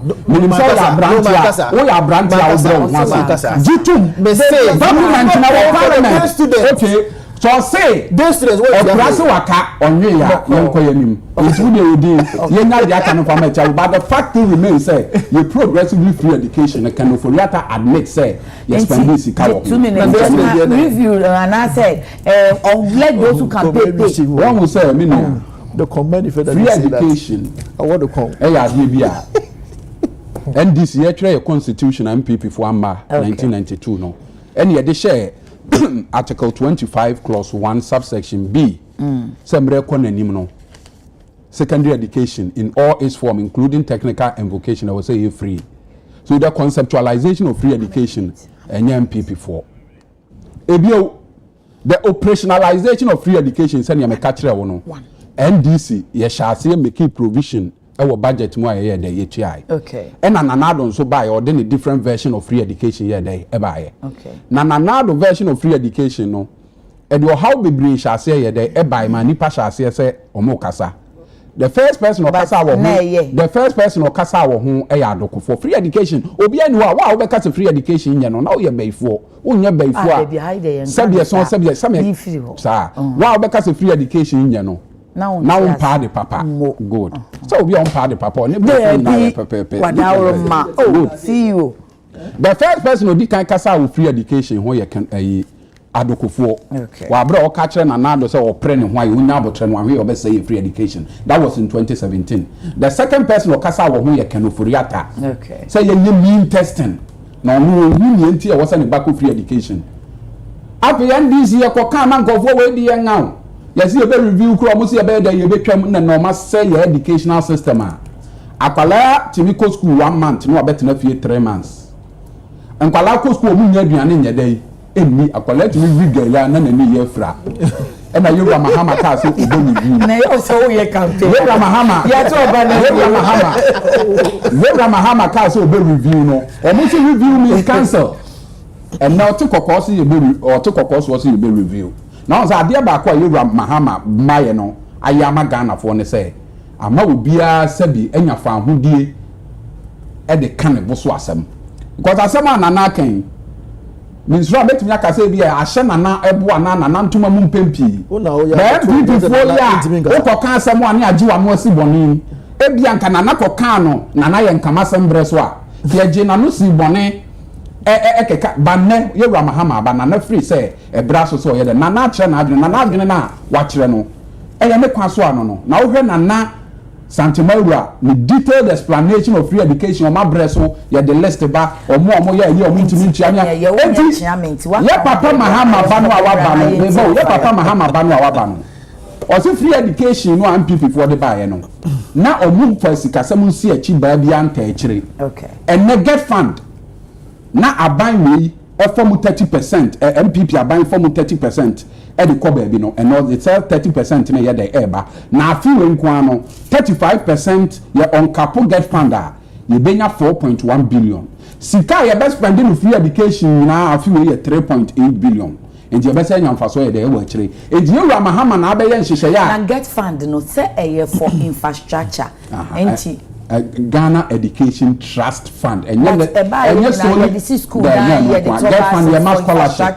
fund mass scholarship okay get fund to enhance education in Ghana okay in this buy with 35% no na nado ne ba omia na omo fakọ ni eni di omo de koye and na ye papa so de beto ho kan hwe obi be ka se bi omo fa di but e bia no omo de omo ma kire ye new sector omo de koye so 35% no and ye papa John Dramani Mahama e de be ye sikasɛm nsi achi bad yama free education so your papa John Mahama send your car say obepe definite source of funding yama free education no and abam last month one of last month 30 seconds your papa say for the first time you den kwala 150,000 private SHS attended into the problem of double track we say you better I know for Sunday time and come and tell us offer your members this year empacho you Randy Yanko senior high school a science lab a bini ho ICT a bini ha afi PTA ni e ni bi agent to work akra na e ko so school bus e bini ho o aduane ayedi e bini ho na ni na ye na hu se de se jo mo hwe ni na ni hu free senior high school aye am pass ye de na mo mami e free senior high school no aye no se ye tro adwene ni hu na se be ka se free senior high school man kola akọ na komade ni asa apam ya bade na so ni faso jo na ye di ebe so se aduane go wo no odi na nsa no abafi odi na nsa no abafi na wasako na nso ni ye hihye ni ye ni hu se ye kwa na ye ko aduane no bedi anu odi ni obetumi atua mu mi ahwe ni ye obo wa se bo obetumi atua ye ma ni ntwa jo Overall, nti afi ahwefo atibi enso atibi stay under honorable Abbas ni wodi no so say enye minti anka on te ase this time yes anyway Mr. Mansibas men kan cho say uti na aye ni say na fata on send mo on fanya bi nkan ho offer akoswati na esta de tie ne say opem so akasa nanso ani die mu anya hombrasem me bomu na meka ase betwedwan no se ka me bomu zanzo watu susu da ho dabi enya sambone se nana wadawroma abro ene yeyen okay free SHS no you betumi atui ahonka okay any attempt by the current administration NDC say ombe implement it, if you can pay no it will go against NDC Mr. Esika wo ho aboro onso pem so ka aduane ho asem say nipa beko na ekombede no anasa aduane okodi kura enye na ebia we nam ha wabetra bosom yensa na wako 3 weeks asamba ni nyina wo ka ho asem Mr. ya o mind to say Ghana esika ye wo fagudia dabi enye fagudia forma gudia say o ka no duduo mu adodo ka be afagudia aye wo forma gudia yes na yentumi kura ye ho entumi mfidi a number of people school for omo ya he ene che lithium dealer e koye sister ya basa prekesen tantantan we my proposal to aban we say omo negotiate your mineral deals ni nyina there is money to feed your crop for more sister ya ka say omo betumi atua omo ntua how do you determine omo betumi atua na omo ntumi ntua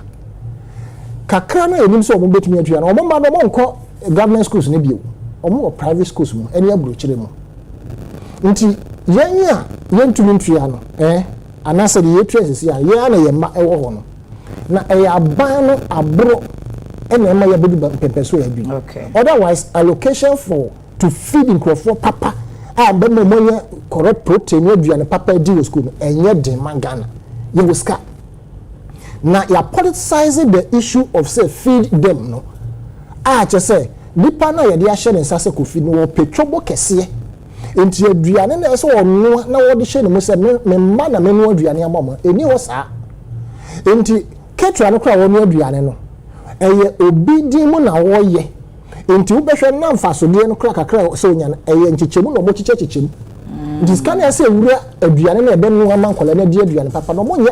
Okay. And I'm happy said that Greek minister is coming back with our school farm system. Okay. A bit provided enough. In terms of supply of food to the schools.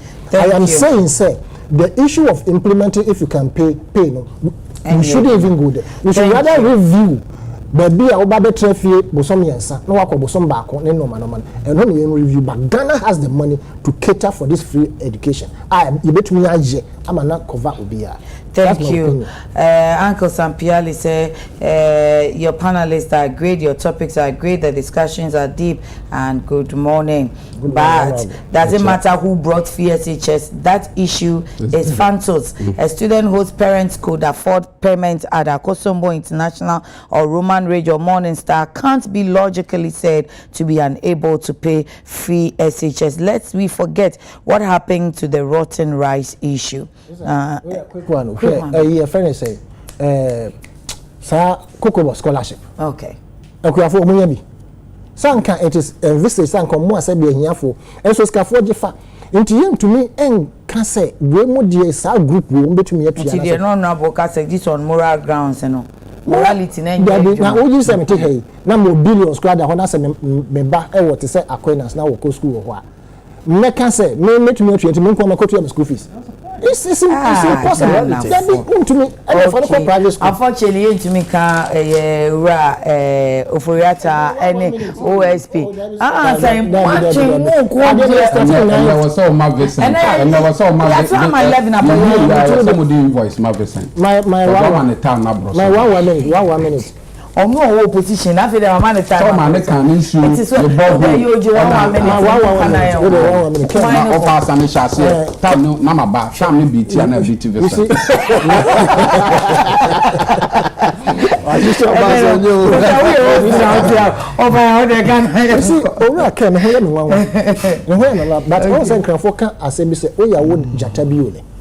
Wana wako uko urem ena uko hu yefede jata kraba ena odi na bafi okay uko hu jataba ena odi na okay ena odi na bafi na wa ba mana duane am na oto ase wo so awewa wo se ena de wo say it is the MPP that is fighting their own institution omona campaign na do danko Akufo-Addo promises say the special prosecutor to come and reduce corruption. In fact, any international community, any year in a gene to one of the tenants, I gene to say, sa pillar of a year would be a bebwa.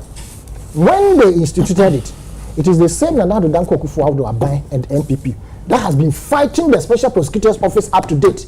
When we say this in the fight a special prosecutor, they didn't create it. You create your own thing. I always say special prosecutor they can't say, Emrebi beba. Yebenya obi a wodi bone ebi a wakonipa and so because of the judicial setup into betumi akwa gina ho say me yen kamasem don't go there, don't talk about my issue, and we are witnessing it now. Thank you. Say the judicial system that we have it right now assembly MPP for the beko ho no ombedi bim. All right, about 1 minute. Minua ba mpani say utrimu fita ntia mo ankum. Okay. Na kenoforiata ekrum ha wadwane afri ha kotena ma no ne totobo eba park so no kra kire say don't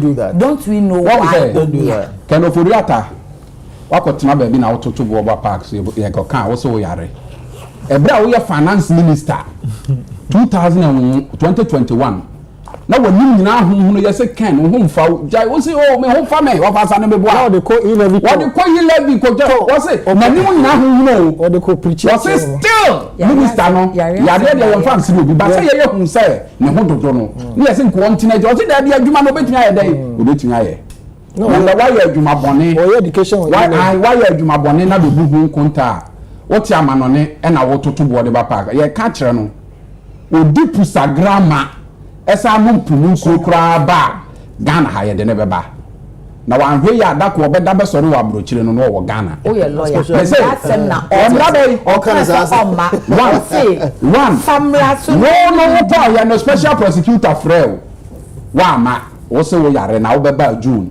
and a special prosecutor eko issue eye red alert and say or declare with fugitive of justice wo papa na che wie emoyi ya ade chia na wasa de na court say identity we declare after to identity na we declare say we fugitive na wo che amanone na wo totobo boni a wadi pensioners for wadi o musika wa ha man na bia wu why the wadi o musika pensioners for wo fa akwati kwan ji o musika mo mo che o mo gu monten so mo wu ye no ubebu ho akonta obi bia osura akontabuo bia no sa nipa no ye bonefo enu nti na mekan no utimu fita nti amonku Ghana ha tie Ghana ha special prosecutor no crash corruption charge ba we di na Ghana enye kangaroo court anase military tribunal na obehia wo eye court na wo ba wo di wadanse die ye dey e betu dwa enti die no osuo okay ba ye kama na ti ase se papa amfo wa ma bone de obeba moti akra na ye be sma omo ama be fa wa free ba bia wo no de waba ye be ma omo de waba nansen ya na nansen ya me de ma no si nansen ya ye se aban a wotwa mu no de betting tax aba MPP finance minister so omo nyeje betting tax on call finance ministry hono ohu ba bia ya betting tax ne dey egu kan ofori ata bra na be fa ye betting tax ma ye nso a usubu e no tira make wo pay eni ama 5% computer list na pay yesi kaira yo nya bote o me fa ya de ma ye special prosecutor kan na be corruption and corruption related 5 cases corruption and corruption related 5 cases and on one minister say betting tax no kan ofori ata jeje ye no hu ba bi e da Thank you. Honorable. Me tackle from this perspective. His Excellency Nana Danko Akufo-Addo or setting up the special prosecutor na Owadrim Pobi. Adrim Pone say Article 88 of the 1992 Constitution na share Attorney General or no the chief prosecutor for the state. Some of the weaknesses that comes with the office. The special prosecutor will be able to make up. So what said the special prosecutor no ayana clearly and its practicability no to me find from Ghana. Okay. The amount of money that we've given to this office. Okay, that's why I say on paper it looked good. Okay. That the lacuna that Article 880 debano on to me fairly. So on paper it was good. But practically no. Me say then what they have been able to because omo mandate pa no and say their mandate is corruption. Sometimes it will take time. Can we also relook at it? There are some court aware. Sometimes some court matters can even take 12 years, 18 years. So it's okay. 6 years or 7 years. But it's within the 8 years that you have seen that lacuna you are talking about. Or about 2018 or so, right? Yeah. 2018. So that's about 7 years now. Right? That's about 7 years now. So I'm just saying that it's long enough.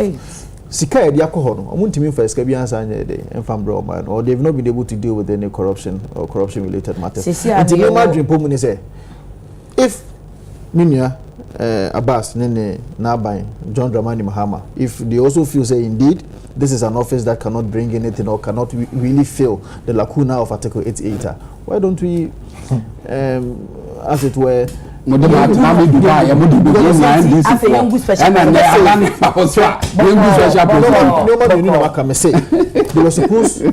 were supposed to fill a certain lacuna. Okay. So when to me and I say to me in fact this at the number, why do we have to still spend money on office former finance minister Bantan on person can be. I'm just saying that office no the media also.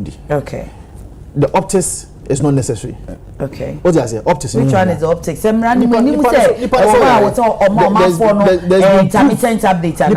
There's proof. That you did the paniyari. Okay. Apart from saying the lawyers and which proof? From the doctors that did the country to the lawyers. So there is proof say the paniyari. But what did I say? Per the information that we have. Okay. And say the paniyari. Special prosecutor they know kasa no kase. Yewo yari bia ubekasi we want me sorry I know it is it yari own to me info plane na. Only on your doctor, who your lawyer. What you say? Now doctor in the catch say you are to bed to there a lot of times that obedient more them hospital. Obia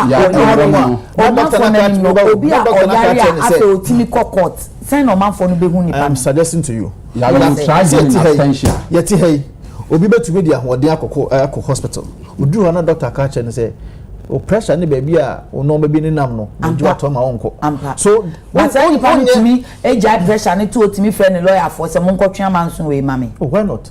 Okay. I don't know what you can join lawyers or represent me in court. All right. That can be done. Okay. So I mean on your doctor and also on your medical personnel you cannot simply just say oh nya yare bi no yare in the circumstances any amount on the here na priority health ni dey amount say say manson twen na mpacho o yare a ahode be na de betwe manso the intem busa say aha say o yare what say member second June yes afi March nka ade na won concentrate say won ato yes na afi wo ba na wo betwe amanso a wa betwe but obi a wo yare na wo age bere say ma me hwe me ho no Unyanyu bet say make cry. There's nothing that stop him from telling the lawyer say no matter cost.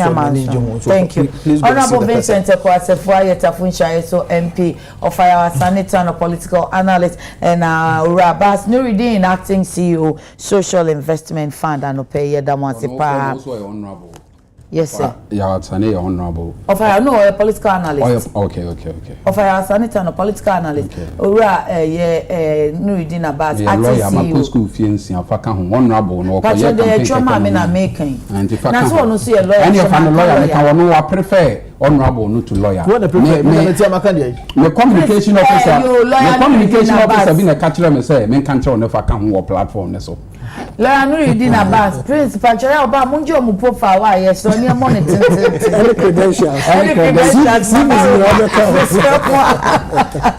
Adate contact and chimu studio I say and Opeye Damansi papa say buy mama na zofo ga say e wo entuma seta fefefe ya wapama mama me Ghana month no na men kan for zofo get ma say wo pese wunya ntete na fashion designer fashion illustrator zel say bra no ntete come na wo kwan so a mompam show na obe say obedem sononko be delu Frazel 0244155266 0244155266 obebo breita tilita GH or jolo wo call police station na police station wo ni mutintin so on say ni fan so obe hu say ni cyborg fe pink and white isi ho tilita GH friend 0244808730 and pay me that one once papa na Sir Knight Anthony Kobina Yeboah, former director Ghana Prisons and music director Holy Spirit Cathedral